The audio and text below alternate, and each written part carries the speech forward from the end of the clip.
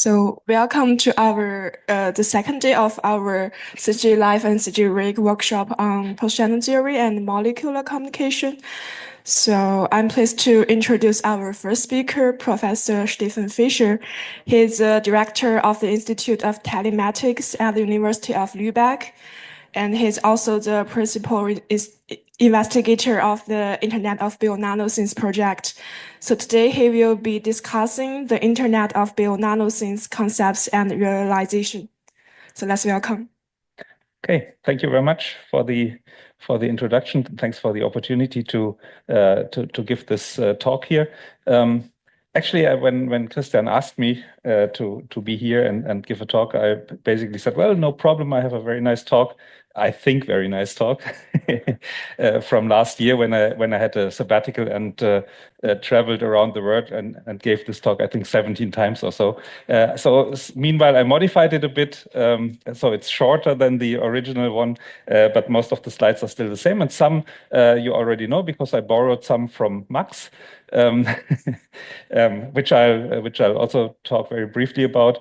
And then you've already heard a few things about Internet of Bio-Nano things yesterday, and we can't avoid it that there will be some repetition in it. But I think at least I have a few nicer pictures than you've seen before. Anyway, let's see. Okay, so the talk will be roughly like this. I'll give you a brief introduction into the IOBNT, and as I said, most of that you've seen or heard, at least to some extent.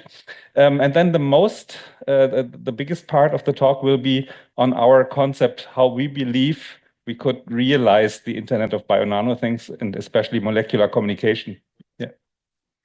Okay, so the main part will be on our idea and concept how we believe molecular communication within the human body, and then the Internet of Bio-Nano things could be realized. I'll also briefly talk about gateways, something we've already seen very briefly yesterday. One of the we believe most important things we have to realize in order to really get the IOBNT running.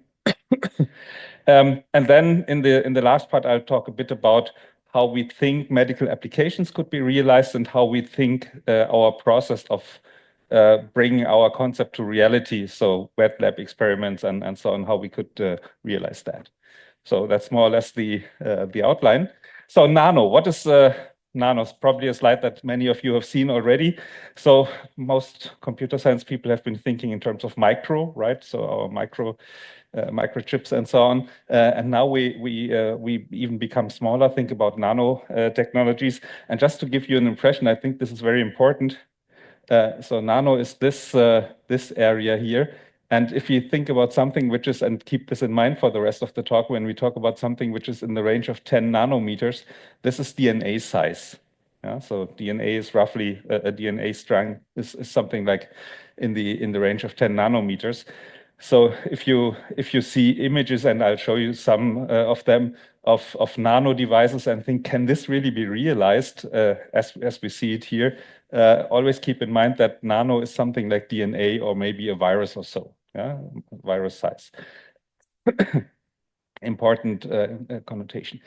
So when we started to think about nanotechnologies, nanobots and so on, which is actually in my case roughly more than 10 years ago. And I think Massimiliano, you started more or less in the same time, something in between 2012 and 14 or so, or 15. Actually, I read a nice book by a Japanese scientist who speculates a lot about the future, and he came up with proposals of, I think, something like 10 technologies that will be important in the next 100 years. And chapter 6 was nanorobotics. And I was very impressed. And at that point, myself, I worked a lot on Internet of Things. So I started with sensor networks, Internet of Things. And at that point, it became boring. Yeah? So Amazon and Google and so on, they all produced the nice devices. And I thought, well, where's space for a small university with for research? And I looked for something which was much more challenging than IoT. So I thought this would be something for us, nano communication, nano robotics. And then we started in our group learned a lot from Massimiliano and Ian and so on. Then one thing we did was coming up with an ontology for let's say making possible to find a common language for several for all kinds of nano devices. So the most powerful thing being a nanobot, but then there are also other kinds of devices like a nano node where we stress the fact that something is within a network, or a nano sensor which has some sensing technologies, and so on. What we were not, and most of us are not interested in, is something like nanoparticles, passive particles, which is a very interesting technology, also in medicine, used very often meanwhile. But we are much more interested in things that can also be active and can communicate, for instance, and so on. Yeah, so that was one of our first steps, and then probably many of you know similar pictures like this here, a nanobot. How would a nanobot look like? And what is very typical about this? Well, it's an IoT device, just smaller. Yeah, it's not micro, it's nano. Well, the difference is not very obvious. Maybe if you look at them, well, there's something like, if you see that here, a propulsion motor, there's a graphene antenna. So graphene is something very important for nanotechnology. There's a sensor, there's memory processor. It looks like an IoT device. And meanwhile, I think that our community has come to the conclusion that probably nodes or nano robots or nodes within a nano network probably won't look like that. They will be somehow different, and we've seen a number of different approaches so far how nano devices, how nanobots could look like. And what I'll do in the main part of the talk is describe how we believe we could build such nanobots. Probably not like that, but also keep this in mind, because on the next few slides, we'll also have a look at what ChatGPT thinks, or rather DALL-E thinks, how nanobots look like. And well, it will be to some extent a bit surprising. So this is the first one here. That's when I asked DALL-E to draw a picture of a nano network made of very many nano nodes, and yes, that's probably okay. So there are very small. If this is a blood vessel here, there are many devices which, to some extent, obviously have some communication capability. If you look at these this stuff here, this stuff here. Obviously, that there's some way of communication, but again, immediately keep in mind that we talked about nano-sized DNA, and this stuff here looks very, very technical, very small. So this must be even smaller than a nanometer or something. So it's obviously quite unlikely that devices will look like this. Yeah, that's what DALL-E thinks. We'll see a few more of that. But anyway, I think our community has come to the conclusion that it will be possible to build nano networks. There are lots of ways of creating communication between nanobots, and well, the community here very much looks into molecular communication, but there are also other ways like terahertz communication, acoustic communication, as the as the other, let's say, leading options for communication within the human body. And the idea certainly is that why would we build a nano network? Because such a nano network should fulfill a certain job, which a single device could not. Yeah, so we always connect devices to each other to fulfill more complicated tasks than we could with just a single device. And that's the same idea here. Having nanobots within the human body, we think it would be beneficial if we can connect them to each other, because then they could fulfill a more complicated task than they could as a single device. And if you again think of DNA and DNA-sized devices, obviously there cannot be very much functionality within such a device. So probably we need nano networks to some extent. Internet of Bio-Nano things. Now we come to Max's talk yesterday. So we think there will be it will be somehow like that. We have several nano networks within the human body. Some might make sense here, like in the lung or in the maybe in the liver here, or in the heart. Some might not, like in the knees. I'm not sure for what we would need that, but anyway, the image is quite old. So we haven't thought about that very much at that time. But the devices typically have a need to communicate with the outside.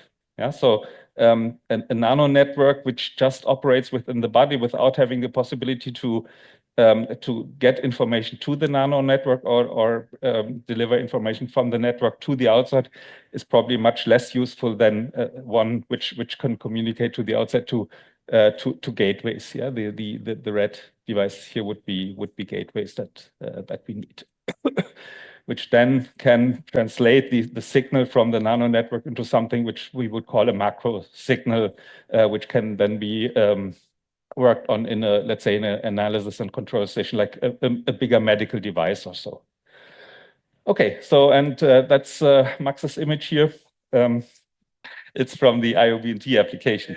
So what do we have? The important parts we have an outer signal processing unit like a medical device. You can think of a monitor where you can see let's say the information from inside the body. Then we have the classical internet connection. We have a gateway which then connects the devices here to the internal nano communication network. And as many of us here, we concentrate on molecular communication. Yeah, so our communication technologies that we are going to use in our approach will be MC will be molecular communication. So that's this talk more or less will be on this part here and a bit on the gateway technology also. So what could we use nanotechnology and nano networks in the body? What could we use that for? We've also heard about a bit about that from Max yesterday, but I've also asked ChatGPT again what it thinks what could be possible applications, and ChatGPT has and together with DALL-E really has a nice ideas of how that could look like. And if you look at medicine, well, there are mostly four important pillars of medicine. It's prevention, it's diagnosis, it's therapy, and rehabilitation. I don't talk about rehabilitation. I didn't have a very good idea of what nano networks could be of use in rehab. But let's look at the other three, like prevention, diagnosis, and therapy. Prevention, the first one. So what's this? That's a nanobot which removes the plaque from within the blood vessels. Yeah, one of the most important health problems in Western civilizations. And ChatGPT thinks it could be a good idea to remove the plaque within the vessels and just to avoid that the vessel, the diameter of the vessel becomes smaller and smaller. So this will avoid things like strokes and heart attacks and so on, much more than if you don't do that. Actually, this certainly the bot here will not look like this, obviously not. But medical people think this is one of the important steps we could do. Yeah. So if we would be able to create technical solutions like that, this would be extremely helpful and would prolong the life of many people to quite some extent. Prevention, yeah, preventive technology would make a lot of sense. Second, diagnosis. So if we are able to create bots that could detect, for instance, tumor cells or something. Yeah, so everything which is not expected to be there where it is. If we can detect such things, this would also be very helpful. Actually, medical people I talk to, they believe that this is also one of the could also be one of the important technologies. Yeah, if you can find diseases extremely early, it's much easier to avoid them, to hinder them from spreading than if the disease is already has already symptoms, for instance. Yeah, and cancer is a very good candidate for that. Yeah, if you are able to detect cancer cells much earlier than we are today, this will be extremely helpful. And then finally, so when we not only have such a scouting bot as here in the middle, but we also have, let's say, nano lasers which are then able to heat single cells like cancer cells and destroy them by heating them. That would also be very helpful. But anyway, what we believe and what medical people also believe and what Sashwati also has talked about yesterday a bit is especially the middle part here, the diagnosis. We believe, and the community believes, that this is something which can really become reality in a not too far away future. In, let's say, in a few years. And if I say reality, then I always say, and you have to keep this in mind for all of this talk, you always have to keep in mind reality means technically possible, but probably not in the society. At least not for the next few years. So all these things might really be possible within the next few years, but before there will be clinical trials or so, this will be much longer. At least that's my expectation. Okay. So maybe a bit more realistic scenario. So what do we believe? How could this work? Let's assume we have a patient here and a doctor, and the doctor has some new nanotechnology, nano network technology, which is able to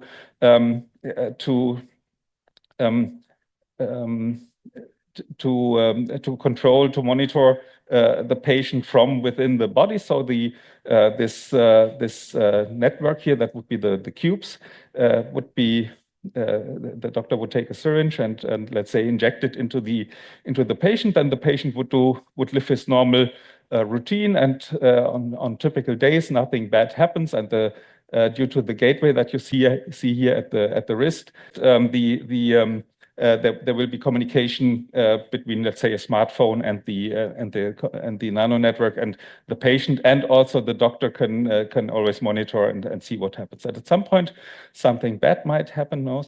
Okay, so if something bad happens, then everybody gets informed, the doctor or the physician here and the patient, and then something can be done about it, and maybe even an automatic intervention by the nano network, which is not only a sensing but also an actuator network, or could be an actuator network, and maybe the network can react on that. Okay.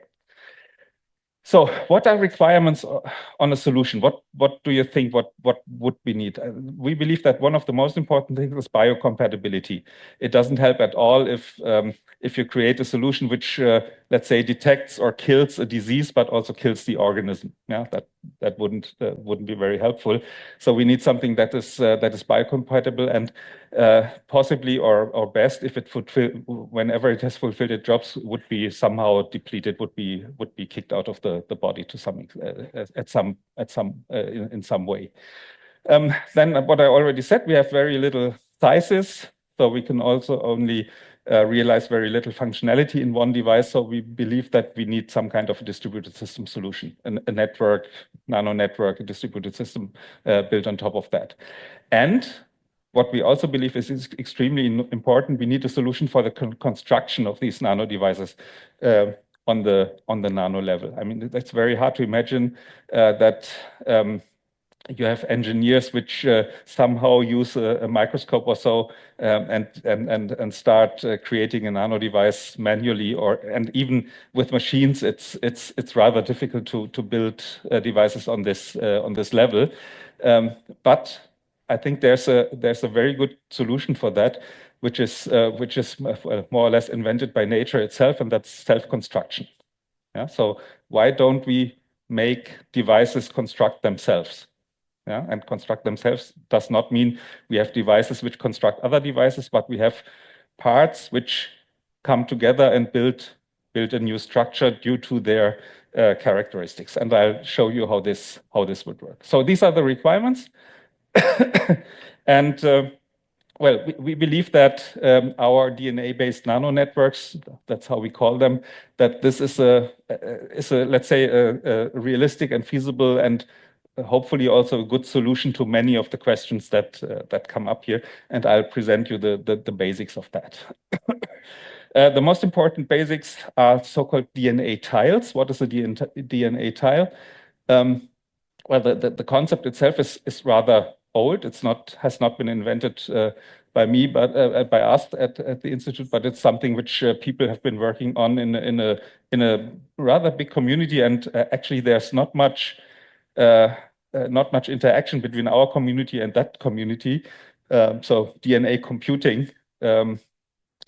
I guess that most of you have no contact to that community, which still is a very interesting group.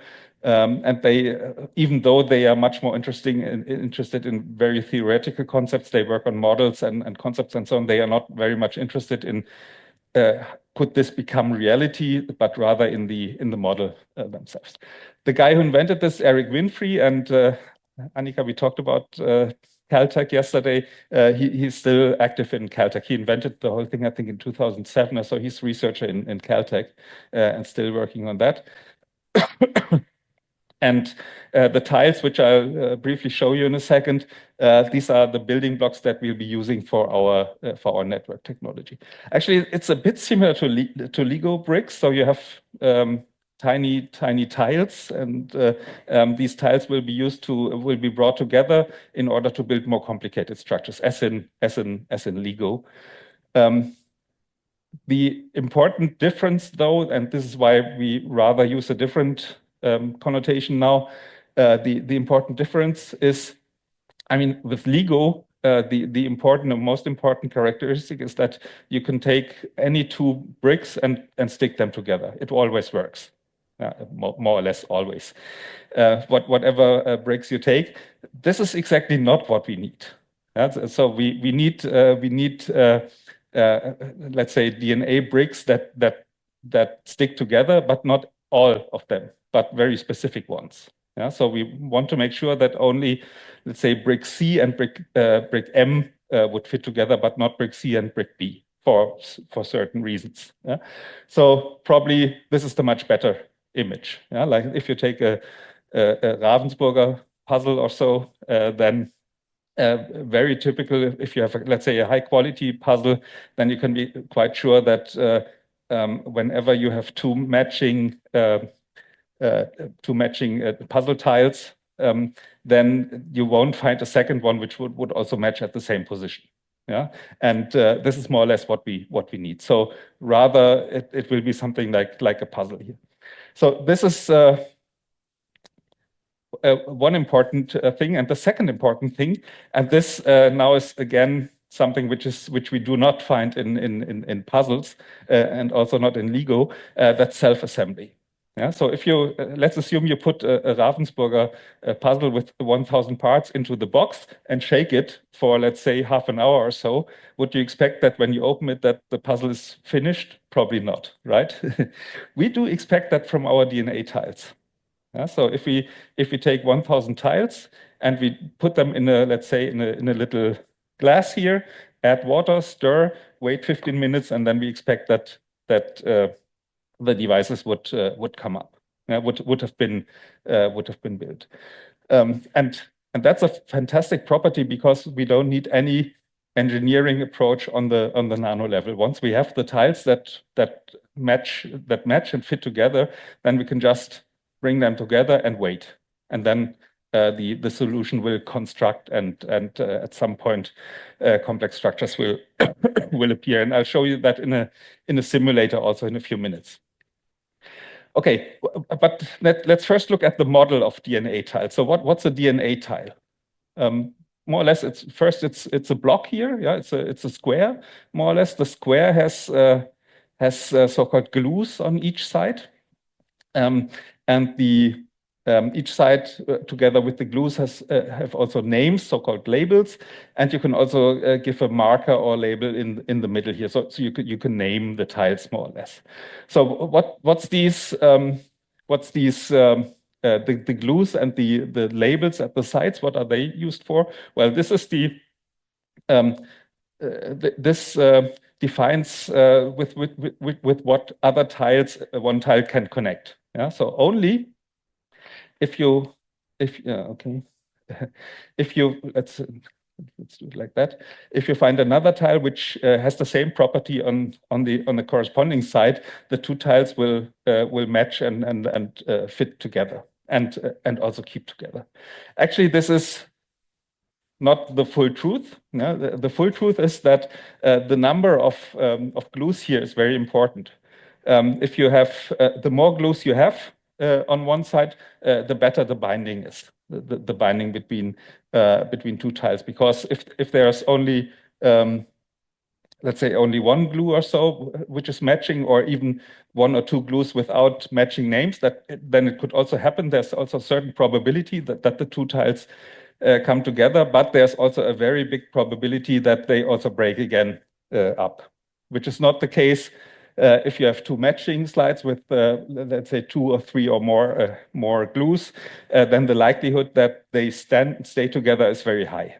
Yeah? And the equivalent is biology, where the same thing happens. So molecules that come close to each other, especially DNA strands like this one here, and we'll see also an example in a second. They also, when certain parts of a DNA strand, like this one here, if this matches, fits to another one, then they glue together. And if the match is good, then they will stay together. If the match is not good, then they also break up again quickly. Yeah, that's the main idea. So that's the biological idea of the of a DNA tile. These are 4 DNA strands, and not double DNA, double helix, but only one strand. This is this one here, and this is the second one. And if you check the connections here, it's always G and C, and it's always T and A which connect to each other. That's DNA technology. Yeah? That's how DNA works. Yeah. So these are 4 amino bases, and only 2 of them fit together and stay together. So this would be a DNA tile. And interesting, obviously, is also here the open ends. They are called sticky ends, because these are the positions which will be used to glue to other DNA tiles. Yeah, these are the connection, the base pairs which are able to connect to each other.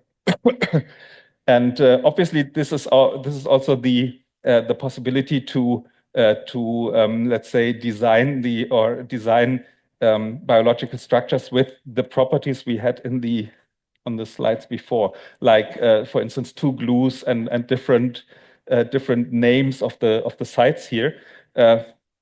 We can very easily realize this by this here, by the length of the sticky end, and by the type of bases that we use to build the sticky ends here. And you already hear that I always say we can build this, and this can be built by. So this is basic technology today. This is biotech. That's what biotech companies do all day long. They create such structures. Yeah. So if we come up with let's say a plan like this, then we take it, go to Ginkgo Bioworks or something in Boston, and send them the plan, and a week later we have, I don't know, 3 glasses of DNA tiles which they send us back, and then we can take them and do what I already said, mix them together, add water, stir, and wait. Yeah. So this is reality. This can already be done. Okay. And this is how it would look like then if we have different DNA tiles. So here at this position here, for instance, there's this stuff here, and here. These are the connection points of the tiles. Yeah? However we have designed them. Okay, now what can we do with these tiles? And the nice thing is that our engineering job is rather simple, actually. Yeah? What we have to do for engineering is more or less only come up with a correct set of tiles, or not a correct set, but a set of tiles which does the job that we want to have done by the system. Once we have that, the only thing we have to do is bring everything together and wait, more or less, because everything will be self-constructed. Yeah? And what we have done in our group, and especially what Florian Lau, many of you know him, has done in his PhD thesis is more or less he has designed a complete, I don't want to overdo it, but something like a universe of communication systems and robots and everything. So we think we can build a complete IT system within the human body based on this technology. So we can build nano devices, bots, we can compute, and we can communicate. And let's have a look at how this could work. So this is something we are not very interested in. We don't build our own robots or our own structures. This is what other people work on, and actually there are basically two competing technologies next to DNA tiles. There's one which is, I would say, probably more modern and more complex. That's DNA origami. And you can probably imagine what that means. So origami means you fold. Yeah? Origami means paper folding. DNA origami means folding DNA strands into structures that you need. And you can also do that very easily. So this is DNA origami. I think this is also DNA origami. And we'll a little later we need boxes like this or boxes like this here for certain purposes. I would say that medical people who look at using DNA technologies, they prefer, at the moment at least, they prefer DNA origami over DNA tiles. It has more possibilities, but well, anyway. Second one is computation. This is what we believe is much more interesting, at least for us as a communication institute, computation. So I would like to show you how computation works, how computation could work in a DNA nano network. And what we do, and some of you will remember this image here, that's from our summer school in Hovacht, where we did a nice game at the end of the summer school with DNA computing, more or less, in order to find the key for opening a certain box. What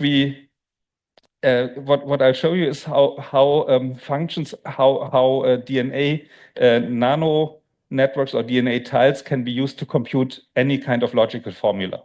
Yeah, so if you have a certain logical formula, you can create a tile set for that, and then see when you have a number of the tiles present in a certain environment, you can see whether the function computes to true or not. Yeah. And let's look at an example at a four-way end. So this is a certain tile set that we've created for that, and it's very specific with. You see the differences here. There are some with only one glue at each side. Some have two here. Then there's specific ones which have even more, like these ones, and then there are ones which have certain labels or markers here, like an R or a T or a B or 1, 2, 3, 4, and so on. Not too important at the moment, but let's look how this develops if you bring this all together. In the model we are using here, and actually there are several models for DNA tiles and DNA tile systems. We have a starting tile here, and only when this starting tile is possible is available, actually, then the whole process will start at all. Yeah? Will in the end create a stable structure. So let's see which tiles could connect to this sigma tile here. For instance, this one here, that would match. Yeah, so there's two glues and label D that fits at this position. Then there's a bottom B position with similar properties but matches the B tile, B side here, and so on. I'll quickly go through more quickly go through this. So in the end, something like this will build, and what you see in the end is here we have here two R tiles in the ends. We call these receptor tiles. And if you look at the whole structure, then these tiles here the two R tiles are the only ones which have glues to the outside. And the other ones do not have any glues anymore. So means that once the structure here has been built, there will be no possibility for other tiles to connect these to this structure except for the R position. And the R tiles are designed in a way that they can only connect to some other structure which have exactly this position here. So what you could also say is, once this structure has been established with the two R tiles ready at these positions here, then this this whole structure can connect to something else, or in other words, it can be detected. Yeah. So once this structure has appeared, we can detect it by other devices which can read that. Or in other words, we can say there's another device which can find out that this logical formula has been evaluated to true, because all the tiles have been available. If one of these here would be missing, like this one would not be in the set of tiles, or this, or this, or this, then the structure would not appear. Yeah, you can try that yourself. I won't go any deeper into that, but that's the major idea. Yeah, only when, for this logical end here, only when all tiles are available, then the structure will appear and can be detected. And we can find out that there's a logical true for that. Yeah, the result here. And let's say in brackets, that's not the full reality as it is not in biology, because in biology it might also happen that certain structures appear from time to time, and that you can detect them, but the likelihood is very, very low. Yeah, so it's very likely that when, let's say, if you can detect the two R's here, it's very likely that the overall structure has appeared, but it's also, there's a certain likelihood also in nature that it's maybe, let's say, it's an accident. Yeah, just to keep this in mind. Okay. Yesterday, we also talked about Turing completeness and Turing hardness, and actually, I would have had the same answer as you yesterday. I'm also not an expert in these Turing complete or Turing hard and so on. So I looked this up this morning again, but well, would still have not a better answer. But we would say that with DNA tiles and the DNA tile system, you can compute any function that the Turing machine could also complete. Yeah, so Turing machine and the system here is equivalent. And we have already built tile sets for and or, and we can add numbers. We can compute thresholds. So at least so and so many, let's say, molecules of that kind are available, and so on. Okay, so that's computing, and now let's talk about communication. And well, the next slide is more or less the most important slide of the talk, that gives you the main idea of what we think would be the solution for many things in nano communication. So next step would be that we use these structures that we've just created, that we use them for communication. Yeah, so we consider them to be messages, which we use for communication between devices. And actually, what we do is we combine now computing and communication into one process, or what we could also say, because the tiny devices, our DNA bots or the nanobots in general, they are so small, they are not able to do complex computations themselves. Yeah, so no place, very little, if at all, memory and so on. So there's not much you can do about that. But what we think we can do is we can transfer the computation part into the medium. Yeah, so we don't do the computation in the devices, we do it in the medium. And then find out whether certain things, in our case here, evaluate to true like logical formulas. And I'll show you on the next slide how this can be done. So in message computation, let's assume we have a situation that Swati yesterday also talked about. We have a number of biomarkers here, the orange ones. Actually, here we come to another conceptual problem. I'm a big fan of PowerPoint, but the rest of my group is a big fan of LaTeX and TIX and so on. So the image I show you here is a TIX image, and I tried to convert it into a PowerPoint image with animation, which only works by removing white squares from one after the other. So actually, these should have different colors. Yeah, these biomarkers here. Let's assume there would be 4 different colors: red, yellow, orange, and green, or so. So different biomarkers. And what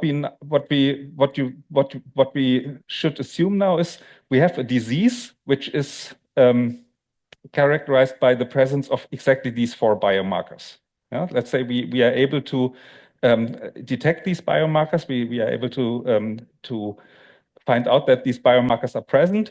And for this very speculative and just imagined disease, we can say if there are 4 biomarkers, then it's very likely that there's this certain kind of disease. So we want to detect these biomarkers.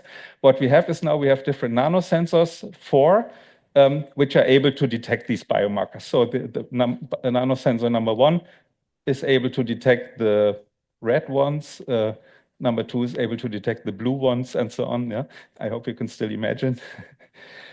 So what would they do? Once they've detected a biomarker, they would spit out DNA tiles. Yeah, so nanosensor number 1 would spit out the tiles with number 1 here in the middle. The one with number 2 would spit out the tiles with number 2. The other one with number 3, and so on. And in the medium, which could be, well, to make it simpler, could be a petri dish or could be a little glass where you put in, let's say, a few drops of the blood of a person, and then the nanosensors and the tiles here, the TB and sigma tiles. And once, let's say, in case all 4 tiles with numbers 1, 2, 3, 4 are available, then the process of building these structures starts, and in the end, these messages will appear here. And what we need now is something like a gateway or a nanobot, whatever, so something which is able to detect the devices and would then start, let's say, a macro scale communication. Yeah, so this could be the red triangles here could be IP packets or so. Yeah, going from a device at the wrist outside, or let's say if you have something within here, something which can send out wireless LAN message also. Yeah, so that's the main idea. Yeah, so computation within the medium. So this could be within water, this could be within blood, and when all the biomarkers here have been present, and all the nanosensors have detected them, then tiles 1, 2, 3, 4 have been spit out, and then the building process of these messages here will start and create an indicator that the disease has been detected. And this would also work in principle for very tiny, so just a few biomarkers. Even only 1 would be sufficient if you can detect it at least. Okay. Well, how realistic is it? Going back to this one, how realistic? Well, this part here, I've talked about this. This has already been shown. This works. Yeah. So the building of messages and so on. This works in reality. More complicated is probably the nanosensor stuff here. Yeah. So the nanosensors here. But actually, this has also been shown that this could work. So what we need is something like a nano box, which would contain DNA tiles. Yeah. And actually, this is something which already has been shown that this could be done. So this is a DNA origami box with certain certain proteins here, which more or less locks the box. This is the top square here is a lid, and when you add the right proteins, the right, let's say, DNA markers at a certain position, then this will lead, due to the chemical properties, to this box opening up and releasing the stuff that is within the box.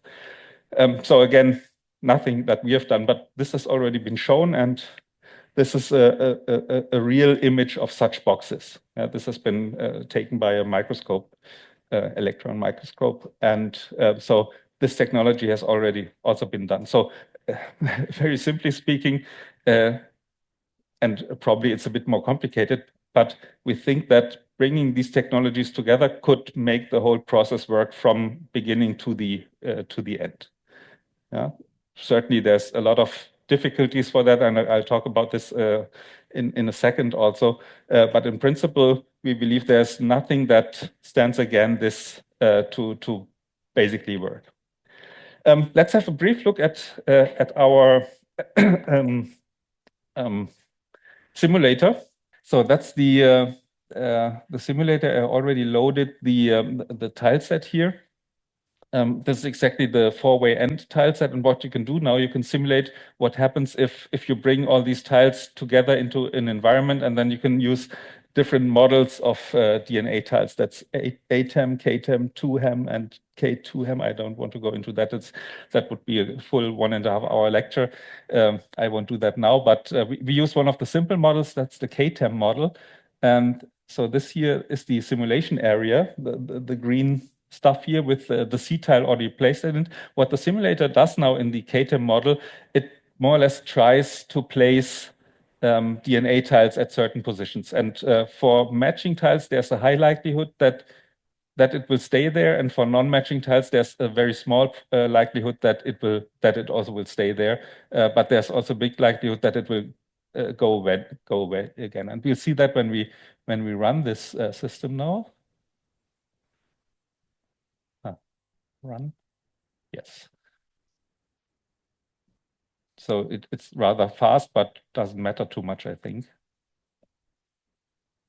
So what you see is that it tries at the green position is the frontier of the structure. So at all green positions, it can try new DNA tiles, and you see that only the stuff that really matches stays there for longer time. Yeah, and so it will take a while, and after a while, you can see that the full structure has been created.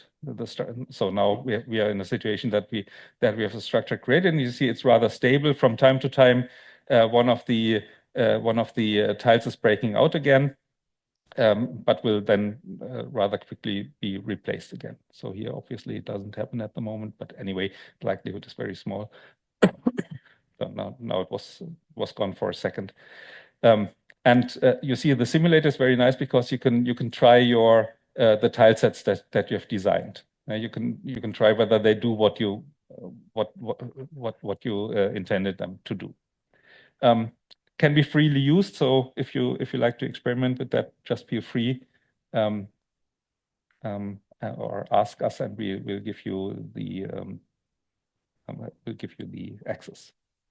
So what do we think is next? And this is very much in line with what Alex talked about yesterday, the molecular programming languages, C and RA++ or so, similar like that. We also think that this is a very good idea, and we are in the process of creating a compiler for whatever function you can think of. So a compiler which translate, let's say, a function in something like C or C++ or maybe your language into a DNA tile set. So that you don't have to design the tile set yourself, but you have somebody who does that for you, a compiler. That's the main idea. Okay. I think I skipped the gateway technologies, just a few words on that. The need for gateway technologies, these are Max's slide now. We've seen that one yesterday. Why do we need a gateway?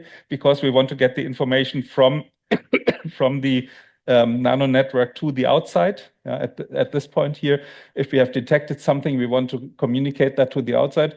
And maybe we also want to have the outside have a possibility to influence the nano network, like for instance, start it, activate it, or maybe even giving other commands. So we have to transfer information to the inside.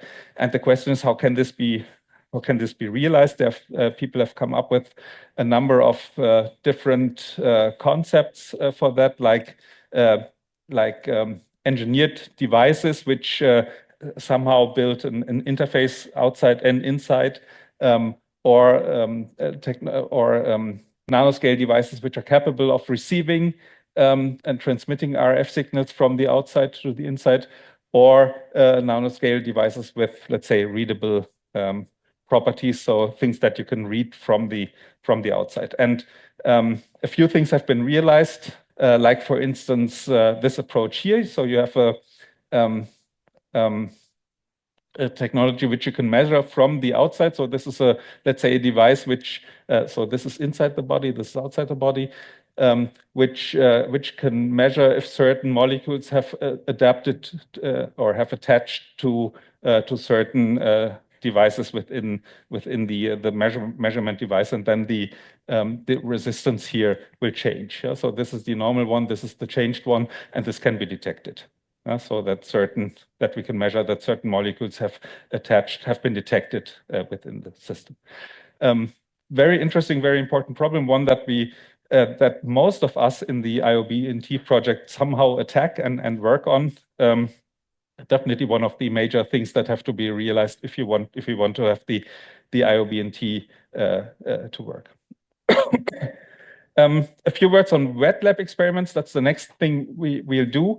The idea more or less is design a certain experiment, create the tile set for the experiment, build the building plan for the tiles, send the plan to Ginkgo Bioworks or whatever, wait 2 weeks until they send it back, and then put everything together, water, stir, and so on, and then see whether something happens. So what we think would be nice if we have something like a fluorescency marker, which detects if certain structures have appeared. And for me, as a computer scientist, that would be completely sufficient and fantastic. Yeah? So if we do this, and after 15 minutes, the water in the glass starts fluorescing. Yeah, that would be fantastic. Now, on the workshop last year in Berlin, there were also a few people from Charité, Shashwati, you remember, and they said, well, yes, that's already nice, but this won't win you the Medical Nobel Prize. So for that, you really have to show that this works in reality, and reality for them always means, at least in mice, but also in people. So probably in the end, if we want to really make this become reality, we also have to think about experiments with animals. And yesterday we already talked about that when Max talked about the egg thing. So in vivo experiments probably at some point will become necessary. But the first step is definitely the wet lab experiment. Okay, things that might not work immediately. Yeah, what might not work? Well, one problem is certainly that DNA might be destroyed by the immune system, and actually, it's the job of the immune system to make sure that nothing which we don't want in our body comes within or survives in the body. So the likelihood that the immune system destroys DNA structures which are not from your own DNA is very high. But again, here the Charité people tell us that this is not really a major problem because DNA structure designer, they already know what they do. You can create something like, how do they call it, a stealth DNA. Structures DNA which cannot be detected by your immune system. So that would be another dimension of the DNA compiler, DNA tileset compiler. We have to make sure that the mapping process from a DNA tileset to the biological DNA tile, the 4-strand thing, that this creates something which is not detected by the immune system, or at least let's say only detected after a certain while. And that's actually also what the Charité people say. You can more or less design DNA structures that survive for a few minutes, that survive for a few days, for a few weeks, or for a few months. I'm not an expert at all in this thing, but I found that very amazing. But obviously, there's much more already possible in that sense than we believe. What we also certainly, that's biocompatibility, have to avoid is that the immune system goes berserk. That's the other way. We don't want this. But the most practical problem is the third one here. We believe that gluing tiles together in a controlled environment like this one here, if you add thousands of tiles of all the elements of our tile set and a little environment, let's say water, and wait, then I would say the likelihood that tiles that match, that they come together and they start building structures is quite high. But how would this look like in the human body? Like with the human blood vessel system with a length of 6 kilometers roughly, and then you add a few tiles and wait for them to meet. Maybe this never happens. Yeah? So we believe that this is the much bigger problem. So for the moment, we think that when we want to use this as a medical technology, that probably the in vitro stuff in a petri dish or so is much more likely to happen first, and that the application within the human body will be much more complex and much more difficult to realize than the other one. Okay. I think I skipped the medical application part, maybe just the headlines. We think that we can very nicely do targeted drug delivery based on localization. We had that yesterday already. So we can actually find out in which region of the body a certain nano device currently is. So we can find the region by analyzing certain proteins that are available in the area, and then we can build boxes which release their medication exactly when they are at a certain position, at least in a certain region, like in the lung or in the liver or so. Yeah, so this should be, we believe should be possible, at least in principle. Targeted drug delivery, then this is something I already talked about, detection of very small quantities, a very important technology. If this would become possible, finding diseases much earlier than we can do today, this would be really a big step in medicine. And that's also what medical people say. And also detection of complex diseases, yeah, something where lots of medical doctors and professors have no idea what this guy here has. If we have, let's say, a complex nanostructure within the body, which is able to detect several kinds of diseases at the same time, maybe the likelihood becomes much higher that we find out what the guy has. Okay, and also PCR alternative. So we believe that it's possible to do the PCR process. We all know from the corona virus that we can do that much quicker than 24 hours with this technology here. Okay, I think that's it. I hope I gave you a good idea of what we are doing at our institute, what we think that what DNA technologies can do in this respect here. I think DNA tiles, DNA nanonetworks, and precision medicines are very good partners in this respect. And I think with which is probably true for most of us here. We've made enormous, and thank you, Massimiliano, for the nice words yesterday about Germany and its progress in molecular communication nanotechnology. That was very nice, and probably also true if I look at the what we are all doing, for instance, in the IOBNT project. And I think that most people would be rather, well, maybe become a bit nervous if they knew what is already possible with these technologies. Okay. I mean, this was, I wanted to be much more positive. So I'm very happy that we make such good progress here. But we always have to keep in mind that this is maybe also dangerous technology, and it's obvious that it will take years before this really becomes technology that can be applied, let's say, in medical applications. Thank you very much. So thank you for the nice talk. Are there any questions or comments? Thank you, Stefan, for the inspiring talk. I just wanted to talk about something maybe you touched upon slightly, but when you were talking about the challenges on IOBNT, one, I see you touch on that a little bit here, but one challenge is we are accessing the inner side of the body with technology that transport information and potentially can control also processes inside the body, right? And so when I tell this around in other conferences and venues where they don't normally work on IOBNT, the major pushback that I have is, well, okay, it looks great, but don't you think that you're opening the door to malicious intent as well? And so how can we think about not only biosafety and biocompatibility, but also biosecurity in terms of let's call it cyber biosecurity, yeah. Right? And so how do you see this as an evolving direction of IOBNT from your side?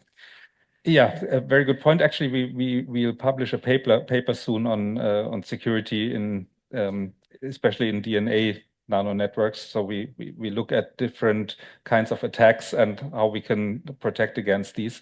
In principle, you are right, but I think the big advantage is that we have here that it's very hard to get access to the body. I mean, anyone who wants to attack you needs physical access to your body. Yeah, so this reminds me of James Bond movies where there's the spy stands at the traffic light, and then there's this old lady which just briefly touches him with an umbrella here. So this is the major problem, I guess. But I mean, really, the advantage is you really need access to that.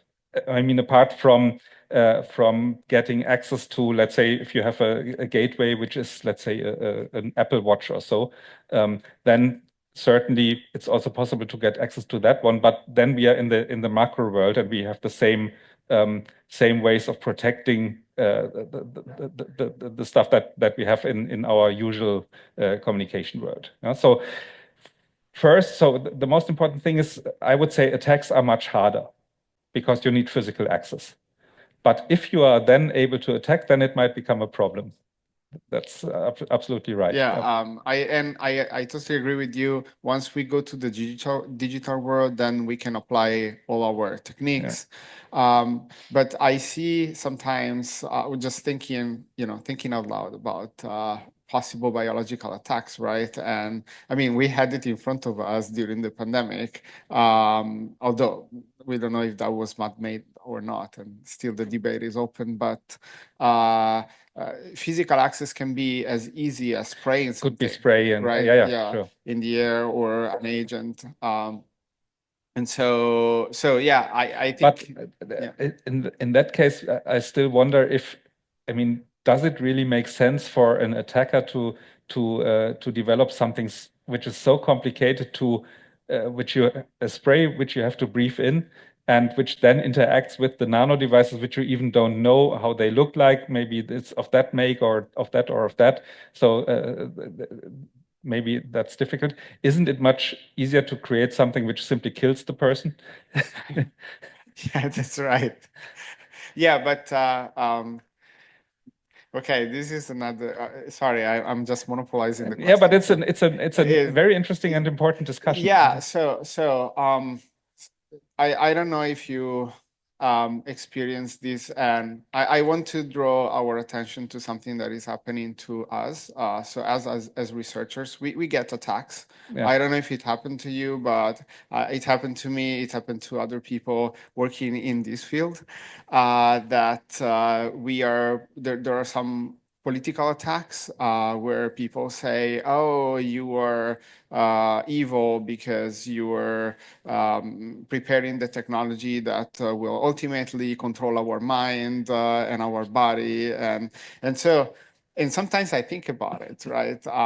We have these nano robots, and we think that they can connect to cells, and we also think they can connect to neurons and a nervous system. And will they be able in the future to control our mind, right? And would we use them to make humans soldiers or make them stupid?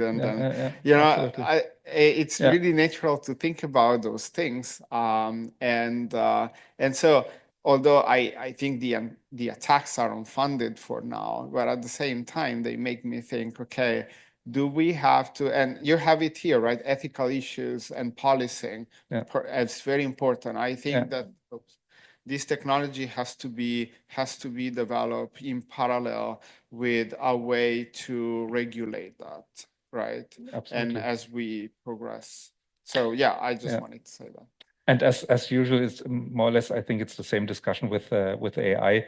It doesn't help to not do it, right? Because someone else will do it then. Yeah, definitely. That's the thing that I always tell to people, right? Let's be the first to do that, and then be responsible at the same time. Exactly, and exactly what you say. We have to develop the protecting technologies at the same time. Okay, thank you so much. Thank you. I love your simulator, and I'm gonna try it. Okay. just a not so serious question. When I saw your Lego bricks and also your comparison with a washing machine and these puzzles, I don't know if you know this work of Ingo Althöfer. He put Lego bricks in a washing machine. Okay. And he turned it on and he looked at the connection and he compared it with DNA tells Okay, and he okay. find out that there is some similarities. Ah, that's interesting. Okay, I didn't know that. Okay. So that's a work which really exists. He even make it commercial. You can buy this Lego cells which come from his washing machine. Okay. So Ingo Althöfer. Ingo Althöfer. Okay, I'll look that up. Sounds very interesting. Thank you. Hello, thank you for the talk. I'm just curious, so I don't know much about DNA computing and Internet of Bio-Nanothings, but I'm just curious why to implement all of this in DNA when basically an analog of this is already implemented in like hybrid DNA protein stuff in cells. When what? Well, we have cells which are like biocomputers in the body Yeah. and produce all sorts of stuff and communicate and like a big network. So is this like this DNA technology just more controllable, or like the interfacing with the body more controllable, or why is it like everything kind of built newly, or is it just too complicated? We use the principles of nature and of communication between cells. Yeah, but we don't interfere with the intercell or intrabody communication as it happens right now. Maybe that's maybe also a protective measure. We have to make sure that we don't build DNA structures which are already available in the body, which could then interfere with the communication process which are already going on.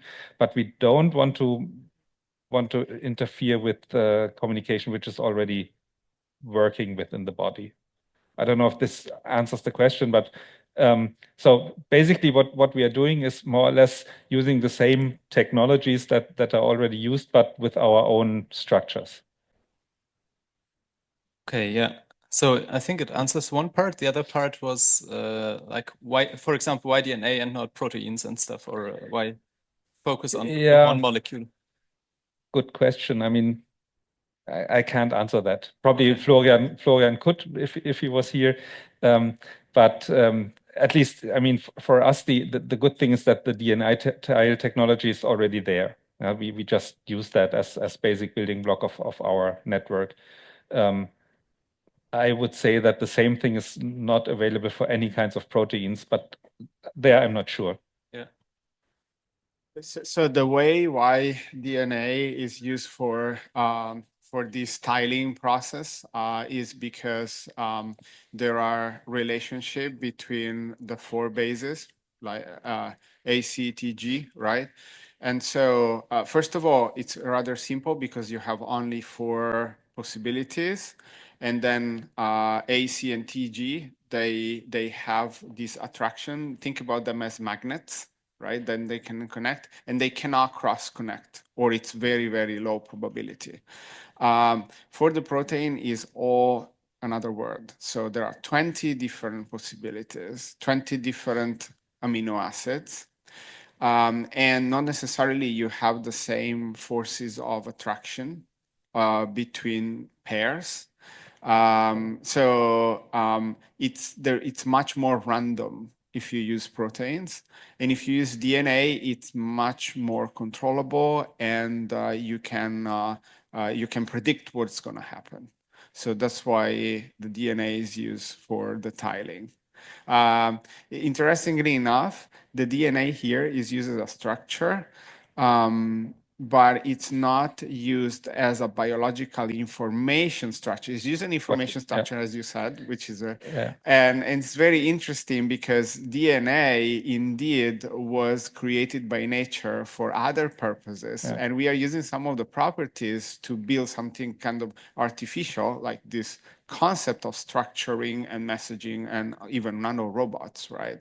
It's very interesting. So, and this tiling has spurred also from the bioengineering side a huge movement, and there's a huge research field on that. And it has nothing to do with having a DNA program into a cell, and it's rather not really synthetic biology. It's more like bioengineering, like structure engineering. Yeah. So yeah. I just wanted to provide, since he was asking. Yeah. I studied that too years ago, and it's very interesting. Yeah.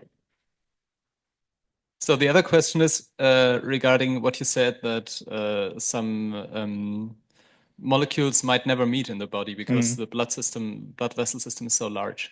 And I think, for example, like when you have some disease, some bacteria or so might just be concentrated very much in a certain part of your body. So is this also possible with your nanorobots or nanocomputers to have them like relatively localized, or to influence that so that the concentration is higher and the probability of meeting is higher there? Definitely yes.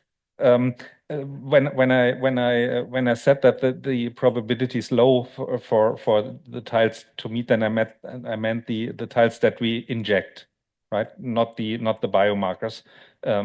That's probably much more likely. So if you come, like Shashwati also yesterday said, it's in the region of an infection source, it's much more likely to meet the biomarkers or bacteria or viruses or whatever than if you are far away from that source. So yes, definitely true. Yeah, the likelihood becomes much higher in a local region where there's a source, for instance. But still, we have the problem that we have to also bring our tiles into that area, and especially they have to meet there and build up the structures.